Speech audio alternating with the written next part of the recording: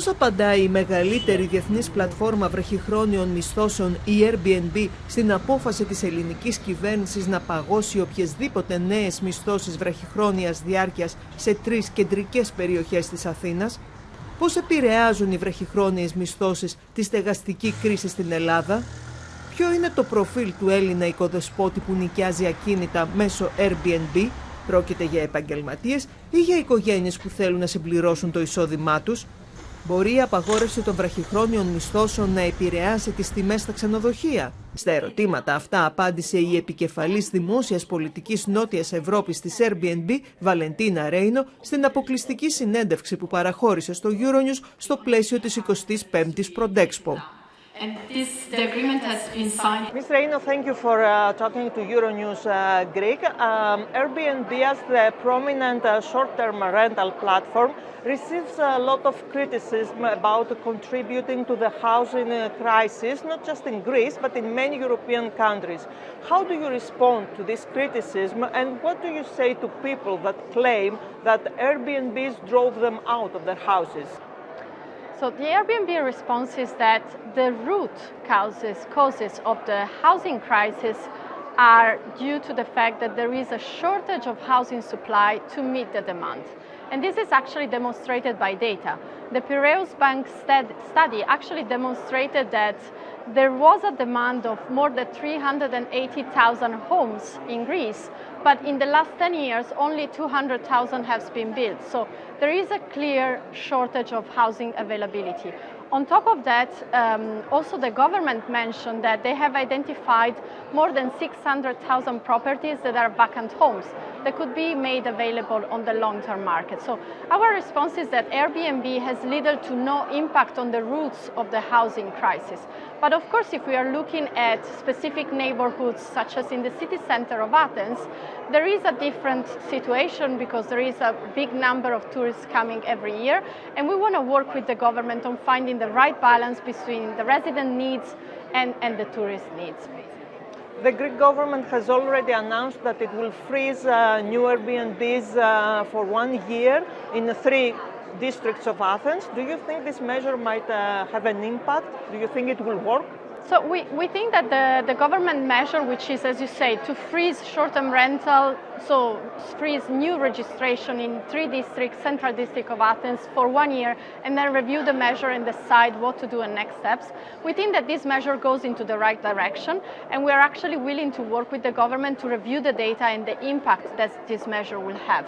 But at the same time, we shouldn't forget that short-term rental are a very important source of income for Greek families that are renting their primary, secondary homes and rooms.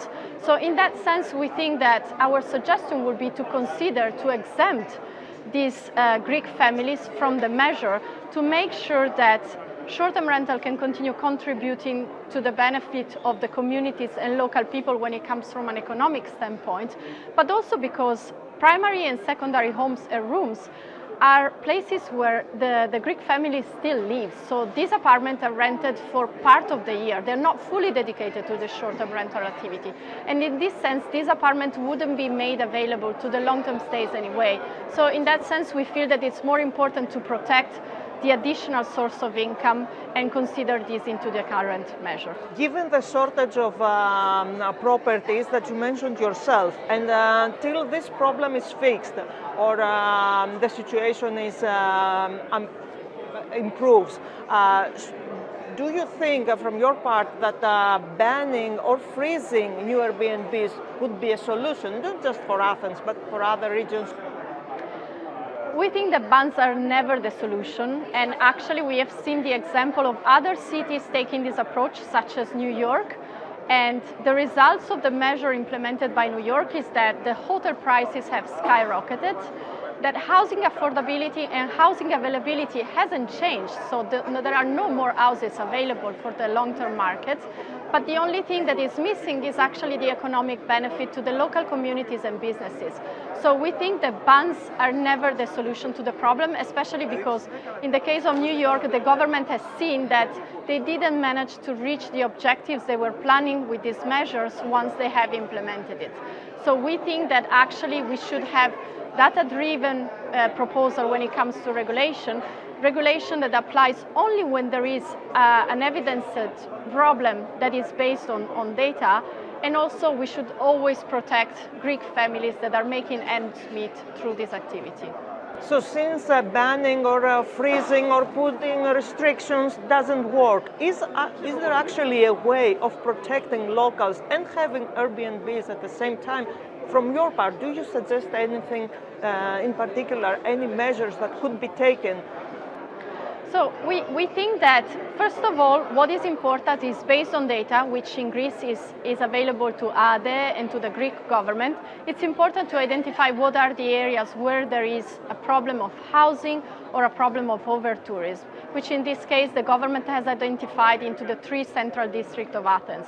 Based on this, basically, we think that any new measure should apply to fully dedicated activities of short-term rental, because these are houses that are taken away from the long-term market.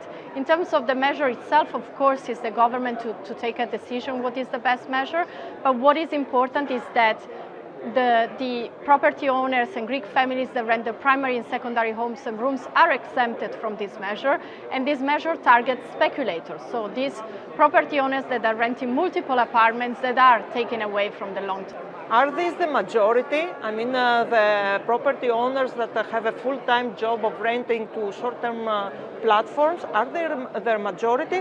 Or is it like a family with a secondary house that is mostly the host in Greece? So I cannot respond for the Greek market, but what I can say is what we see on our platform. So on Airbnb, the majority of hosts rent 24 nights per year, and they're making an income of 3,600 euros per year. So we are really talking about small Greek families renting families' apartments. And also we have done a survey on our hosts, and what has came out is that more than 50% of hosts renting on Airbnb are using this money to afford their homes, and 1 in 3 is actually using the money to cover the increased cost of living in the country. So on Airbnb, we are really talking about home sharing made by Greek families. Last question, you also face in Greece a lot of criticism from hoteliers who say that they have to deal with unjust competition. How do you respond to that? So homes and hotels are 2 different activities. First of all, because as I was saying before, homes can be rented only part of the year if the property owners lives there, while hotels are fully dedicated to the tourist activity. And then when it comes to requirements, we think that the requirements should be fit according to the activity that is being developed, because the characteristic of an apartment is very different from the characteristic of a hotel structure. So we think that any measure in that sense needs to target according to the type of activity we want to regulate. Η ελληνική κυβέρνηση αποφάσισε να παγώσει τις νέες μισθώσεις βραχυχρόνιας διάρκειας στο κέντρο της Αθήνας, φοβούμενη αλλίωση του κοινωνικού ιστού, όπως ανέφερε χαρακτηριστικά στην Πρωτέξπο ο επικεφαλής του Οικονομικού Γραφείου της Κυβέρνησης Αλέξης Πατέλης. Στις κεντρικές περιοχές της ελληνικής πρωτεύουσας, τα ακίνητα που χρησιμοποιούνται για βραχυχρόνιες μισθώσεις ξεπερνούν το 5% του συνόλου. Στο κέντρο της Αθήνας, διαμερίσματα 1, 2, 3, κρίναμε ότι υπήρχε κίνδυνος αλλίωσης του κοινωνικού ιστού. Δηλαδή, εδώ υπάρχει ένα διαφορετικό επιχείρημα, ότι τι ποσοστό των ακινήτων θέλουμε να είναι σε βραχυχρόνια μίσθωση. Πάνω από 5% είναι σήμερα, οπότε το μέτρο αυτό θα εφαρμοστεί το 2025. Στο τέλος του χρόνου θα κρίνουμε πώς εφαρμόστηκε, αν ήταν αποτελεσματικό κτλ. Και ανάλογα θα κρίνουμε την παράτασή του ή όχι. Στην Ελλάδα, στις 3 μεγάλες πλατφόρμες βραχυχρόνιων μισθώσεων, Airbnb, Booking και Expedia, δραστηριοποιούνται συνολικά 100.000 πρόσωπα, με μέσο ετήσιο εισόδημα 7.400 ευρώ.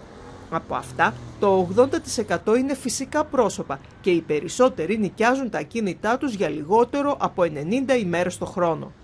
Από τους επαγγελματίες των βραχυχρόνιων μισθώσεων που έχουν πάνω από 3 ακίνητα σε πλατφόρμες, οι περισσότεροι έχουν συμμορφωθεί με τους νέους κανόνες. Όσοι δεν το έχουν κάνει θα βρεθούν σύντομα στο στόχαστρο της ΑΑΔΕ.